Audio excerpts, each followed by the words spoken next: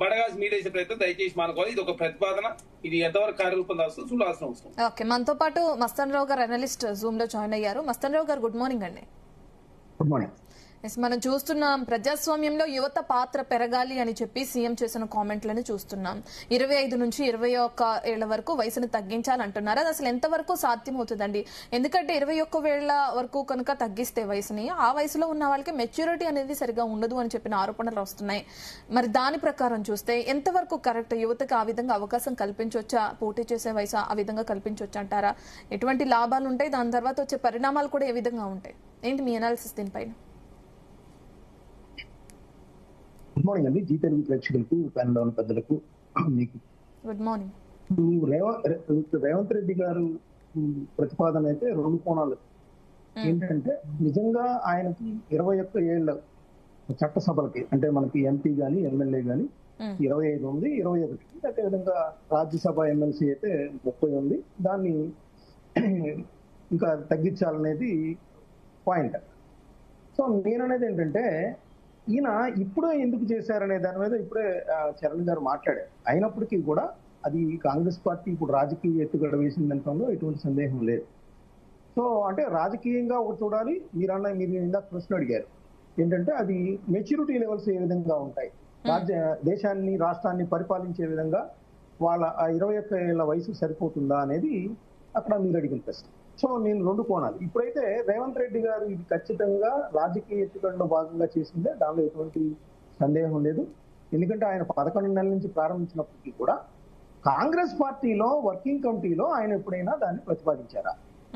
Congress party working committee ఒక ముఖ్యమంత్రిగా ఉన్నప్పుడు, లేకపోతే ఇతర రాష్ట్రాలు, మహారాష్ట్ర జరిగిన ఆయన వచ్చిన తర్వాత ఆయన కర్ణాటక వెళ్ళారు, తర్వాత కేరళ వెళ్ళారు, తమిళనాడు వెళ్ళారు.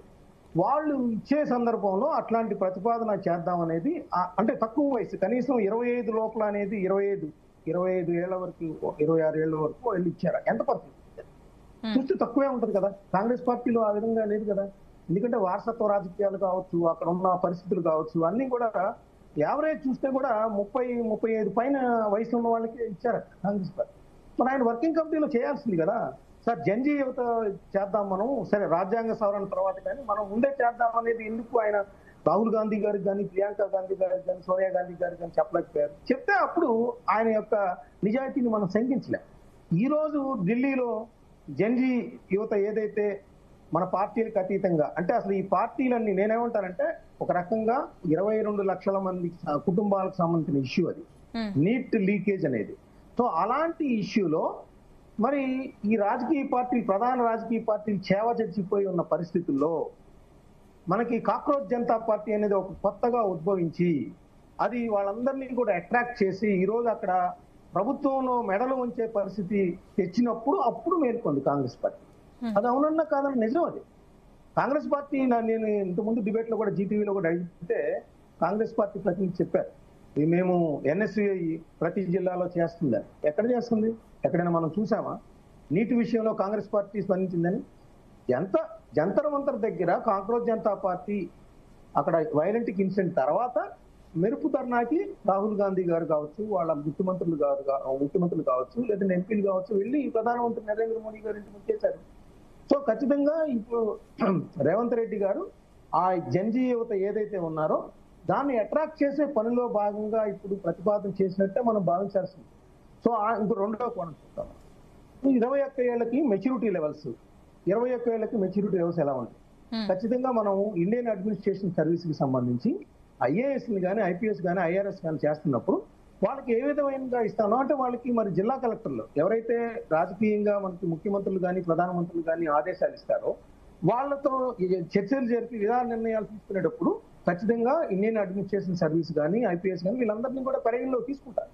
సో వాళ్ళు రాజకీయ నేతలకే ఇంప్లిమెంటేషన్, పరిపాలన పరమైన విధానాలు కావచ్చు, శాసనపరమైన విధానాలు కావచ్చు, ఇవన్నీ కూడా ఇంప్లిమెంటేషన్ లో వాళ్ళంతా సలహాలు, సూచనలు ఇస్తున్నప్పుడు ఇండియన్ అడ్మినిస్ట్రేషన్ సర్వీస్ ఇక్కడ ఎందుకు కాదనేది మనం చూడం. రెండోది ఏంటంటే, మనం యునైటెడ్ కింగ్డమ్ లో చూసినా, లేదంటే ఇంకా ఇతర కొన్ని దేశాల్లో చూసినప్పటికీ కూడా అక్కడ 21 ఏళ్లకే వాళ్ళు ప్రధానమంత్రిని కూడా చేసుకునే అవకాశాలు కూడా అక్కడ ఇచ్చారు.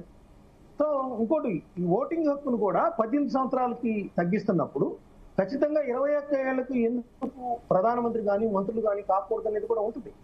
ఖచ్చితంగా ఈ రోజు మనకి ఇన్ఫర్మేషన్ టెక్నాలజీ కానీ డిజిటల్ యుగం కానీ వచ్చినప్పుడు ఖచ్చితంగా మనకి వాళ్ళు ఏ విధమైన వాళ్ళు చాతుర్యాన్ని చూపుతున్నారు, లేదంటే వాళ్ళ యొక్క తెలివితేటలు కావచ్చు, వాళ్ళ నాయకత్వ లక్షణాలు కావచ్చు, అనేక సందర్భాల్లో ప్రూవ్ అయిన పరిస్థితి కూడా చూడాలి. ఇక్కడ ఇంకో విషయం కూడా నేను ప్రస్తావిస్తానండి. ఇక్కడ రేవంత్ రెడ్డి గారు 21 ఏళ్లకి తగ్గించాలని ఏదైతే చెప్పారో, గతంలో మరి ఏజ్ ఎక్కువైన తర్వాత 60 ఏళ్ళు 70 ఏళ్ళు అయిన తర్వాత యువతకి ప్రాధాన్యత కల్పించాలంటే ఖచ్చితంగా రాజకీయ నేతలు, వృద్ధ రాజకీయ నేతలు కూడా నిష్క్రమించాల్సిన అవసరం ఉంది. ఈ విషయంలో గతంలో వైఎస్ రాజశేఖర రెడ్డి గారు 60 ఏళ్ల తర్వాత ఎవరూ కూడా రాజకీయాల్లో ఉండకూడదు, యువతకి అవకాశం కల్పించాలనేది ఆయన ఆ రోజు ప్రతిపాదన ఇచ్చారు. కానీ ఆయనే ఆ ప్రతిపాదనని తొంగలో తొక్కిన పరిస్థితి. ఎందుకంటే రెండోసారి ఎన్నికైన తర్వాత ఆయన 60 ఏళ్ళు దాటిన తర్వాత కూడా రెండోసారి ఆయన ముఖ్యమంత్రిగా ఎన్నికయ్యారు. ఎన్నికైన తర్వాత ఆయన ఏమన్నారంటే, నా మద్దతుదారులందరూ కోరుతున్నాను కాబట్టి నేను కంటిన్యూ అవుతాను. సో ఇప్పుడు మన దేశంలో చూస్తే మోడీ గారి దగ్గర నుంచి చంద్రబాబు నాయుడు గారి దగ్గర నుంచి 70 ఏళ్ల తర్వాతే ఉన్నారు వీళ్ళందరూ కూడా. మరి వృద్ధ తరానికి మరి వీడ్కోలు కలిపి యువతకి ఎక్కడ ప్రాధాన్యత ఇస్తున్నారనే విషయాన్ని కూడా మన చర్చ జరిగితే బాగుంటుంది. అంతేగాని కేవలం ఇప్పుడేదో జన్జీ యువత జంతర్ మంతర్ దగ్గర ఇట్లా మెడలు వంచింది, కేంద్ర ప్రభుత్వం మెడలు వంచింది, రాజీనామాలు చేయించింది, సో భవిష్యత్తులో కూడా కీలకంగా వ్యవహరించబోతుంది కాబట్టి ఈ రోజు వాళ్ళని అప్పులు చేసుకుంటే, వాళ్ళని అట్రాక్ట్ చేస్తే ఎన్నికల్లో మరింత ఉపయోగం ఉంటుందనే దిశగా వెళ్ళటం కంటే ఒక కాంక్రీట్ గా ఒక ప్రతిపాదన చేసి దాన్ని వాళ్ళ కాంగ్రెస్ పార్టీ వర్కింగ్ కమిటీలో ఆమోదింపు చేసుకుని ఆ తర్వాత ఇప్పుడు ఏదో వీళ్ళకి ఎటు ఆమోదం పొందలేదు. మేడం చరణ్ గారు చెప్పండి. ఇప్పుడు వారు అంటున్నారు మే 13వ తారీఖున నుంచి కాంగ్రెస్ పార్టీ ఎన్ఎస్ఏ ఆధ్వర్యంలో ఢిల్లీలో కేంద్ర మంత్రి ధర్మేంద్ర ప్రధాన్ ఇంటి ముందు ధర్నా చేసింది కాంగ్రెస్, అదే ఎన్ఎస్ఏ విద్యార్థి విభాగం. ఇక్కడ ఎగ్జామ్ జరిగింది 3వ తారీఖు, రద్దయింది 12వ తారీఖు. రద్దయిన తెల్లారే కేంద్ర మంత్రి ధర్మేంద్ర ప్రధాన్ ఇంటి ముందు మా ఎన్ఎస్ఐ ధర్నాలు చేశారు. మీరు ఒట్టిన కాంగ్రెస్ పార్టీ మద్దతు. డెహ్రాడూన్ లో రాహుల్ గాంధీ గారు విద్యార్థులతో సమావేశం అయ్యారు. నెక్స్ట్ తర్వాత అహ్మదాబాద్ లో ప్రోగ్రామ్ ఆల్రెడీ పిలిపించారు. తర్వాత విద్యార్థుల మీద లాఠీ చార్జ్ జరిగిన తర్వాత కాంగ్రెస్ పార్టీ అదేవిధంగా ధర్మేంద్ర ప్రధాన్ రాజీనామా చేయాలి. 100 మంది విద్యార్థులు ఇంజూర్ అయ్యారు, చాలా మంది చనిపోయిన పరిస్థితి మనం చూసినాం. కాబట్టి కాంగ్రెస్ పార్టీ మెరుపు దాడి ధర్నా చేసిన పరిస్థితి మనం చూసినాం. అసలు కాంగ్రెస్ పార్టీ నీటి పేపర్ విషయంలో అసలు భాగస్వామి కాకపోతే ఎట్లా? అదే 24 జూన్ లో కూడా మేడం 24 జూన్ లో కూడా అప్పుడు పేపర్ లీకేజ్ జరిగినప్పుడు కూడా ఎన్ఎస్ఏ దేశవ్యాప్తంగా ప్రోగ్రామ్ లో భాగస్వామి లేరు, అన్ని రాష్ట్రాల్లో ప్రోగ్రామ్ కూడా జరిగిన పరిస్థితి మనం చూసినాం. ఇప్పుడేదో రేవంత్ రెడ్డి ఈ రోజు మాట్లాడింది కాదు సార్. సార్ మీరు అనుమతిస్తే ఒక క్వశ్చన్ మాట్లాడుతారు సార్. మీరు ఆగండి సార్. కేరళలో ఆగస్టు 25న రేవంత్ రెడ్డి గారు మాట్లాడి 21 సంవత్సరాలని ఏదో ఇయ్యాలి, ఏదో జంజి ఉద్యమం జరుగుతుంది కాంగ్రెస్ మరి రేవంత్ రెడ్డి గారు మాట్లాడలే. మీరు ఒకసారి స్టడీ చేసుకోండి వెనక పోయి. అదే కాదు మా పార్టీలో అనిల్ కుమార్ యాదవ్ ఏజెంట్, బల్మూరు కర్ణికా రెడ్డి గారికి మీ స్టాండింగ్ కమిటీ శిశు, అదే కాకుండా మహిళా తర్వాత డిజబుల్ సంబంధించినటువంటి క్యాబినెట్ సహాయ మంత్రి చైర్మన్ ఇచ్చినాం మనం. తర్వాత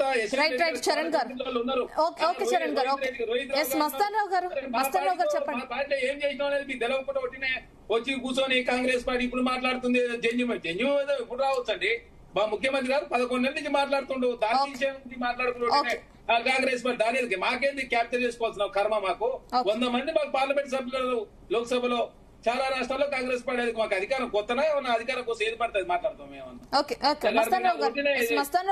మీకు ఇంట్రెస్ట్ ఉండాలి కదా, అది మాట్లాడండి.